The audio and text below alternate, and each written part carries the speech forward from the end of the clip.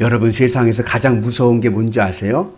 세상에서 가장 무서운 것은 종교입니다. 잘못된 종교보다 더 무서운 것은 없습니다. 인류 최초의 살인사건, 가인이 아벨을 죽인 이유는 돈 때문이 아닙니다. 사랑 싸움으로 죽인 게 아닙니다. 종교적 갈등으로 죽였습니다. 가인이 생각하기에 하나님께서 가인의 예배는 받으시고 본인의 예배는 받지 아니하신다라고 하는 그러한 편협한 오해 때문에 아벨을 죽이게 되었죠. 예수님이 십자가에 못 박혀 죽으신 이유도 세상의 권력가들이 예수님을 죽인 게 아니에요. 유대 종교 지도자들이 예수님을 정죄하고 로마 정부에 사형을 요구했습니다. 그래서 종교가 생명력을 잃어버리면요, 그것보다 무서운 게 없습니다. 그래서 어느 미래학자들이 이야기하기를 앞으로 세계 제3차 대전이 일어난다면 그것은 이념으로 일어나는 전쟁이 아니다. 민주주의냐 공산주의냐 이런 문제로 전쟁이 일어나는 것이 아니라 종교 때문에 세계 제3차 대전이 일어날 것이다 라고 예견합니다. 왜냐하면 종교에는요, 타협이 없어요. 종교 간에는요, 피해 보복만 있습니다. 근데 참 희한하죠? 어느 종교도 서로 사랑하고 자비를 베풀고 선하게 살 것을 가르칩니다. 그렇죠? 그런데 종교 간에는 사랑보다는 폭력이 있고 전쟁이 있고 그리고 죽음이 있습니다. 그 재미난 설문조사가 있어요. 아들 두신 분들은 귀담아 들으십시오. 우리 어머니들은. 새댁이 싫어하는 시어머니상, 갓 결혼한 새댁들이 싫어하는 시어머니가 있어요. 1위는 뭐냐? 1위는 애나라고 하는 시어머니. 아들 결혼하셨다고 해서 애나라고 하지 마시고 기도만 하십시오. 요즘은 그게 스트레스인 거예요. 두 번째는 침이 마르도록 아들 자랑하는 시어머니. 우리 아들은 잘생겼어, 뭐했어 하면서 아들 자랑하는 시어머니 싫어합니다. 세 번째는 자주 안부 전화하는 시어머니. 그리고 4위는 뭐냐? 연락 없이 찾아오는 시어머니. 그래갖고 요즘에 우스갯말이지만 이사 갈 때 아파트를 이름을 다 영어로 어렵게 지은 이유가 찾아오지 못하게 하시려고 이름을 다 영어로 다 지어버리고 그런다, 그런 얘기 있지 않습니까? 근데 그 순위에는 들어가지 않았지만 그래도 또 제법 나온 의견 중에 하나가 뭐냐면 교회 권사님. 교회 권사님인 시어머니를 또 부담스러워한다. 그럽니다. 우리는 참 희한해요. 우리는 교회 오면은 늘 찬양을 부릅니다. 내게 강 같은 평화, 내게 바다 같은 사랑, 내게 샘솟는 기쁨 넘치네 할렐루야. 찬양하고 강 같은 평화, 바다 같은 사랑을 이야기하는데 정말 여러분들 그렇습니까? 예수님을 믿어서 내 마음이 바다같이 사랑이 넘치는 분이 있는가 하면 예수님을 믿어서 마음이 쥐구멍처럼 작아지는 분들도 있습니다.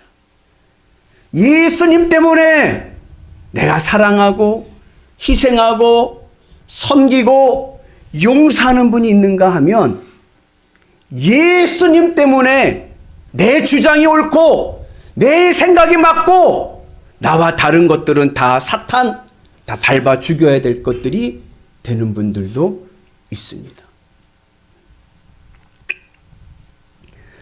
그러나 성경은 나와 다르다고 해서 그들이 잘못됐다라고 하는 편견을 말씀하지 않습니다. 성경은 흑인은 노예가 되어야 된다라는 편견이 없습니다. 그런데 백인 신학자들이 흑인들을 아프리카에 데려와서 노예로 삼으면서 자기 마음대로 성경을 해석해서 노아의 세 아들 중에 함의 자손이 아프리카의 후손인데 그들이 노아의 치부를 드러내서 저주를 받았기 때문에 그들은 노예로 살아가는 것이 마땅하다 하고 노예로 삼아버렸습니다. 또 어떤 분들은 여자는 남자보다 열등하다 해가지고 여성을 물건 취급하는 그런 사람들도 있습니다. 그러나 성경은 여자가 남자보다 열등하다 말씀하지 않고 흑인이 백인보다 열등하다 말씀하지 않습니다. 여러분, 하와가 어디서 나왔죠? 아담의 갈비뼈로. 히브리어의 의미로 보면 비사이드, 옆으로 나온 거예요. 동등함을 얘기해 줍니다. 만약에 제 생각에 하나님께서 남자가 여자보다 우월하다 했으면 아마 여자들은요, 남자의 발 뒤꿈치뼈를 창조하지 않으셨을까? 만약에 여자가 남자보다 우월하다고 하면 남자의 머리뼈를 창조하지 않으셨을까? 그러나 하나님은 그렇게 창조하지 않고 옆으로, 갈비뼈로 이 여성을 창조하셨습니다. 그래서 우리가 하나님의 말씀의 은혜 안에서 살아갈 때 우리 인간은 하나님의 형상을 닮은 인간이 되어야 됩니다. 그런데 그러지 못하고 하나님의 형상을 닮은 인간이 아니라 하나님에게 인간의 형상을 입혀서 하나님을 만들어 버립니다. 내 입맛에 맞게, 내 생각에 맞게, 내가 원하는 대로 하나님을 재단해 버립니다. 그렇게 재단된 하나님을 그들은 우상시 여깁니다. 인간은 하나님의 형상으로 창조되었죠. 그죠? 하나님의 형상으로 창조되었다는 의미는 하나님과의 관계성 속에서 인간은 존재의 가치가 있습니다. 언제 인간이 존재의 가치가 있느냐? 언제 내 인생이 의미가 있고 행복한 인생이 되느냐? 하나님으로 기쁘고 만족할 때입니다. 우리는 세상 것으로 만족하려고 하는데요. 천만의 말씀입니다. 인간은 하나님의 형상을 닮은 인간이기 때문에 우리는 하나님으로 기쁘고 하나님으로 만족할 때 우리의 인생은 행복한 인생이 됩니다. 근데 그러지 못하고 인간의 형상으로 하나님을 재단해 버리면 내가 생각하고 내가 원하고 내 주장에 맞춰서 하나님을 오려버리면 하나님이 우상이 되고 그리고 내가 하나님보다 더 커집니다. 그래서 예수님 시대 때 바리새인들이 그랬죠. 하나님보다 자기네들이 더 큰 거예요. 자기네들 마음대로 자기네들이 유리한 대로 성경을 해석해 버립니다. 말씀의 의미를 생각하는 것이 아니라 내가 가지고 있는 관념과 상식으로 성경을 끄집어내서 내가 원하는 방향으로 해석을 해가지고 잘못된 길로 만듭니다. 이것을 예수님께서는 회칠한 무덤과 같다. 겉은 거룩해 보이고 화려해 보이지만 너희들 안은 썩었다. 사도 바울의 용어로 얘기하면 경건의 모양은 있으나 경건의 능력이 없는 거예요. 그래서 사도 바울이 말씀하기를 살아도 주를 위해 죽어도 주를 위해 내 가지고 있는 생각과 관념과 경험을 주님의 십자가 앞에 내려놓고 하나님으로 기뻐하는 은혜가 있기를 주님의 이름으로 축복합니다. 그래서 여러분 우리 민족은요 단일 민족이에요. 그죠? 그래서 우리는 단일 민족인 것을 자랑합니다. 그런데 우리 민족처럼 골이 깊은 민족도 없어요. 우리에게는요 지역 감정이 있습니다. 그래서 고향이 어디냐가 중요해요. 물어보잖아요. 고향이 어디냐고 물어보면 뭐라고 얘기해요? 그걸 또 말하기를 꺼리고 눈치 보는 경우도 있습니다. 그리고 어느 분이 그런 얘기 하더라고요. 한국 사람의 특징이 뭔지 아세요? 옆분 한번 봐보세요. 특징이 있나 없나? 잘 모르시겠어요? 제가 가르쳐 드릴게요. 한국 사람들 특징 중에 하나가 뭐냐면요, 잘 삐집니다. 한국 사람처럼 삐지기 좋아하는 사람도 없대요. 네. 항상 빼앗기기만 했지 빼앗아 본 적이 없어. 어디 남의 나라 침공해 본 적이 있나요? 늘 침공을 받아서 빼앗기기만 했죠. 그래서요, 여러분, 한 번 이기면요 다 뺏어갑니다. 내가 한 번 이기면요 아예 그 사람 밟아버려서 일어서지 못하게 만들어버려요. 자신은 깨끗하지 못하면서 남에게는 고귀한 도덕성을 잣대로 들이댑니다. 나만 잘 살면 되는 거예요. 그동안 늘 빼앗겨만 살아와가지고 나만 잘 살고 내 배만 배부르면 그러면 그만인 거예요. 그러나 사실 우리 민족에게는요, 민족 정신이 있어요. 그게 뭔지 아시나요? 이건 홍익인간입니다. 인간을 널리 이롭게 한다. 원래 우리 민족의 정서는 정이 많아요. 도와주고 살리고 아껴주는 정서가 있습니다. 그런데 이러한 좋은 우리 민족의 정신, 홍익인간의 이 정신이 살리는 민족이었는데 왜 오늘날 살리는 민족이 죽이는 민족이 됐는가? 미워하고 시기하고 질투하는 민족이 되었는가? 그 이유는 종교에 있습니다. 우리 종교가 무속신앙, 기복신앙에 빠졌기 때문에 그런 거예요. 한국 사람들은요, 이 종교성이 아주 독특합니다. 그리고 아주 중요합니다. 그러면서 어떠한 일이 생겼느냐? 내가 원하는 소원을 이루기 위해서 이제 신을 찾는 거예요. 이런들 어떻고 저런들 어떠하리.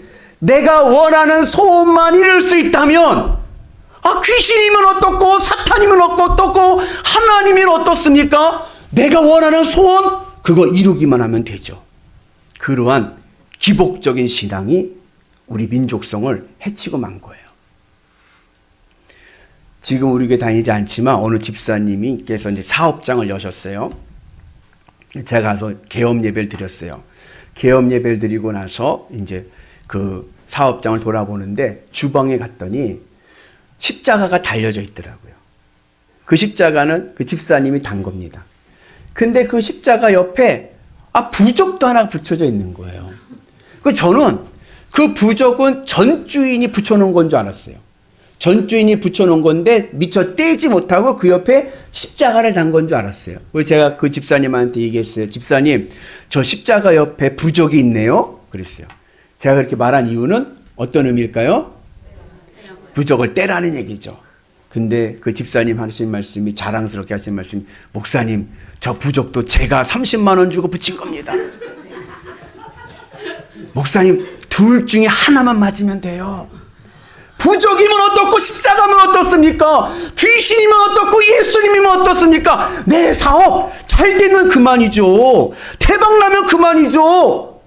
믿음이 됐습니까? 내가 원하는 대로 얻으면 되는 거죠. 이 신앙이 우리 민족을 어렵게 만들고 내 삶을 어렵게 만듭니다. 오늘 말씀은 아브라함의 이야기입니다. 여러분, 아브라함 너무나도 잘 아시죠? 아브라함의 인생은요, 100세까지 정말 답답한 인생을 산 거예요. 75세 때 하나님께서 아브라함을 부르셨는데, 부르실 때 뭐라 하냐면, 야, 네가 살고 있는 본토 아비 집 떠나고 내가 명하는 곳으로 가라 그랬어요. 그래가지고 아브라함이 갈 바를 알지 못하고, 히브리에서 보면 어디 목적지가 있었던 것도 아니에요. 갈 바를 알지 못하고 하나님이 떠나라고 하니까 떠난 거예요. 그리고 하나님 인도하신 대로 가게 됩니다. 그러면서 하나님께서 아브라함이 약속하신 것이 뭐냐? 75세 아브라함에게 내가 너에게 자식을 주겠다. 아들을 주겠다 약속하셨습니다. 근데 그 아들이 몇 년 만에 태어났어요? 25년 뒤에 태어났어요. 얼마나 답답했을까? 하나님이 주신다고는 응답을 주셨는데 25년이 걸렸으니 얼마나 답답하겠어요. 그럼에도 불구하고 아브라함은 하나님의 말씀을 따라서 순종하면서 살아갑니다. 그리고 오늘 이 창세기 15장의 말씀은 그 답답한 인생 가운데 나타난 또 답답한 상황인 거예요. 아브라함에게는 아들이 없었기 때문에 아들처럼 키웠던 조카가 있었어요. 아시죠? 롯. 근데 롯이 장성하니까 자꾸 부딪히는 거예요. 부딪히게 돼서 분가를 시켰어요.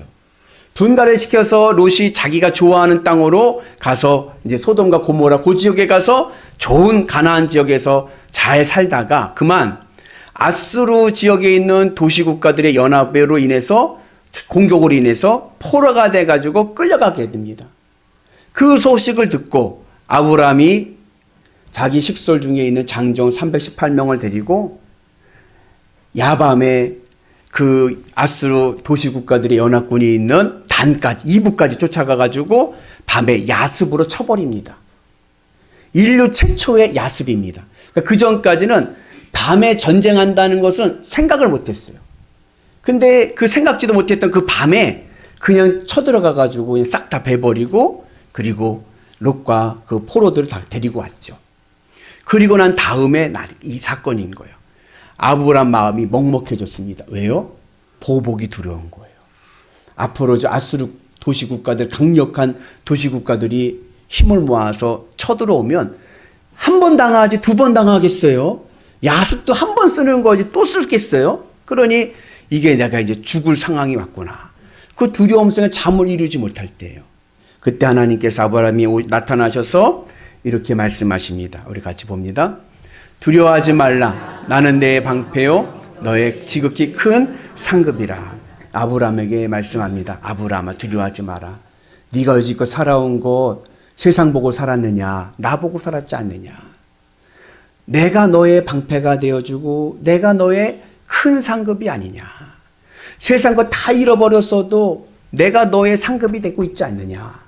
그렇게 하나님께서 위로해 주십니다. 그러면서 내가 너와 함께 하겠다 말씀합니다. 그리고 그 말씀을 아브라함이 받아들이고 그 하나님을 믿게 됩니다. 그래서 이 6절에 보면 아브라함이 하나님을 믿으니라고 나오거든요. 인류 최초의 믿음입니다. 하나님을 믿었다라고 하는 성경의 최초의 기록이 아브라함이 하나님을 믿었다요. 그래서 하나님께서 아브라함을 뭐로 여기셨어요?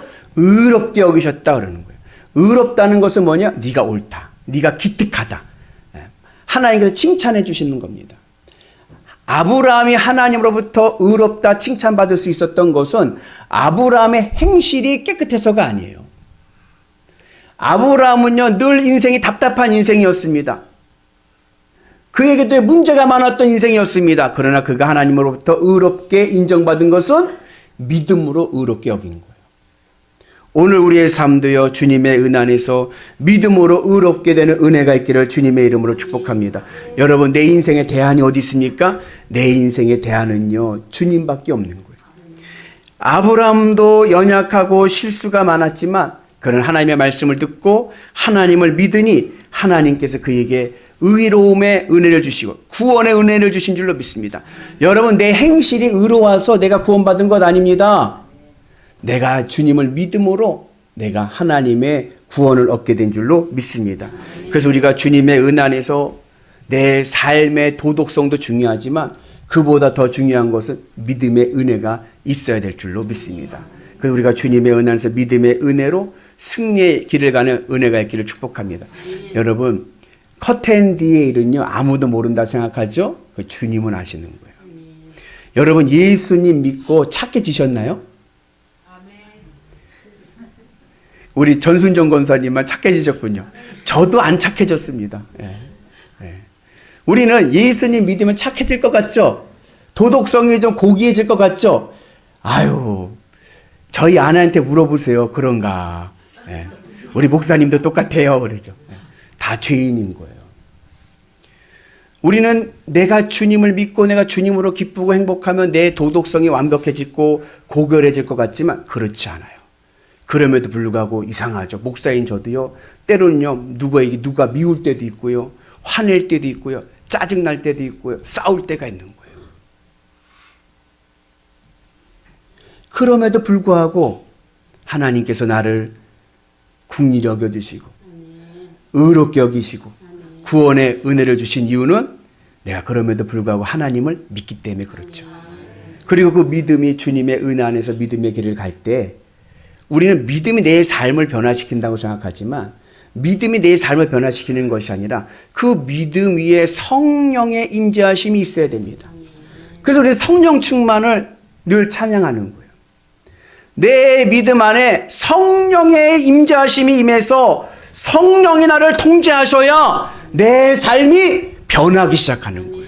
이것을 우리는 성화라고 이야기합니다.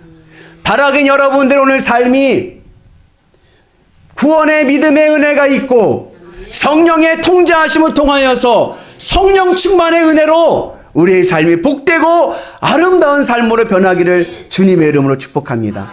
우리가 어떻게 해야 우리가 믿음의 은혜가 있습니까? 오늘 하나님께서 장막 안에서 고민하고 답답한 인생, 나는 이제 죽었구나, 두려움 속에 있는 아브라함을 하나님께서 어떻게 하셨느냐? 밖으로 끄집어내서 말씀같이 봅니다. 하늘을 우러러 무뼈를 셀 수 있나 보라. 그에게 이르시되 내 자손이 이와 같으리라.